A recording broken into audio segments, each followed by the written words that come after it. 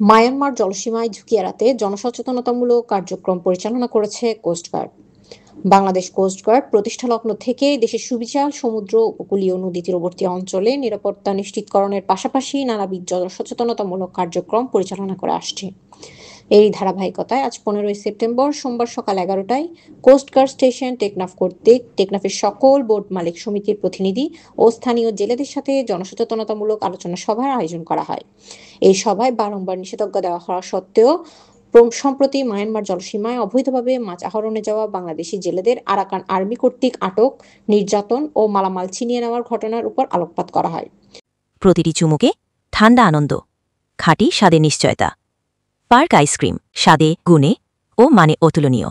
সভায় মাছ ধরার trawler boat মালিকগণের Myanmar জলসীমা পরিহার করে বাংলাদেশ জলসীমা দিয়ে সমুদ্রে গমনাগমন, অধিক মাছ ধরার লোভে ইচ্ছাকৃত মায়ানমার জলসীমা অতিক্রম না করা, চোরাচালানের উদ্দেশ্যে সীমান্ত অতিক্রম না করা এবং মৎস্য আহরণে বরাদ্দকৃত সময়ের বাইরে নাফ নদীতে মাছ না ধরা সহ বিভিন্ন জনসচেতনতামূলক নির্দেশনা প্রদান করা হয়।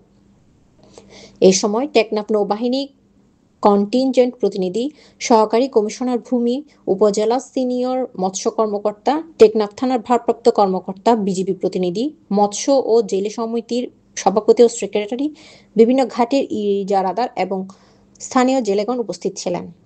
সোমবার 15ই সেপ্টেম্বর বিকেলে কোস্টগার্ড মিডিয়া কর্মকর্তা লেফটেন্যান্ট কমান্ডার সিয়ামুল হক এই তথ্য জানান।